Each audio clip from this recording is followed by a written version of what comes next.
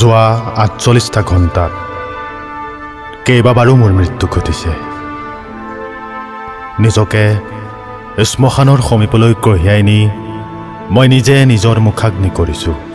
অথচ ছাই হোৱাৰ পাছত মই পুনৰ জি উঠিবলৈ চটফটাইছোঁ।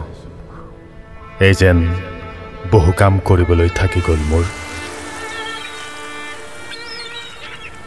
মই আচলতে নদী হ'ব খোজোঁ, অবিৰাম বৈ থাকে যি, সদায় গতিময়, কাৰো বাবে ৰৈ নোযোৱাকৈ গতি যাৰ, জীৱন্ত অথচ নিৰ্বিকাৰ, খুব সংযত, পৃথিৱীৰ একো বস্তুৱেই গতিৰোধ কৰিব নোৱাৰাকৈ ভীষণ জেদী। চকু পানীৰে উঠাল লুনিয়া হৈ উঠা সময়বোৰত হুমুনিয়াবোৰ জুকিয়াই চাওঁ। এটা এটাকৈ ইটোৰ পিছত সিটো থৈ যোৱাৰ পাছত দীঘল হৈ গৈ থকা শাৰীটো এইখিনিতেই শেষ হ'ব বুলি ক'বলৈ মোৰ আচলতে একো নাথাকে। বুকুত বলি থকা ধুমুহাজাকক মই সোধোঁ, কেতিয়ালৈকে? উচপ খাই সাৰ পাই বহি থকা ৰাতিত কঁপি থকা নিজৰ আঙুলিবোৰ চুই চাম। কুচি মুচি শুবলৈ চেষ্টা কৰি থকা অনেক বিফলতাৰ পাছত মোৰ নিজৰ ওপৰতেই ধিক্কাৰ জন্মে।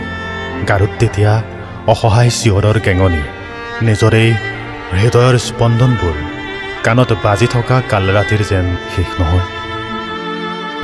আজি আৰম্ভণিৰ পৰাই উনুকিয়াই চাইছোঁ নিজক। অন্ধভাৱে ভাল পাই থকা সময়ত দেখা পোৱা নাযায় নিজৰ ভুল। ঠিক এনেদৰেই আধাতেই ৰৈ গৈছে অনেক কাম। ইচ্ছা কৰিলেও আগবাঢ়িব নোৱাৰে হাতৰ কলম। কিহে মোক বান্ধি পেলাইছে এইদৰে, য'ৰ পৰা বান্ধোন ছিঙি ওলাই আহিব নোৱাৰোঁ মই।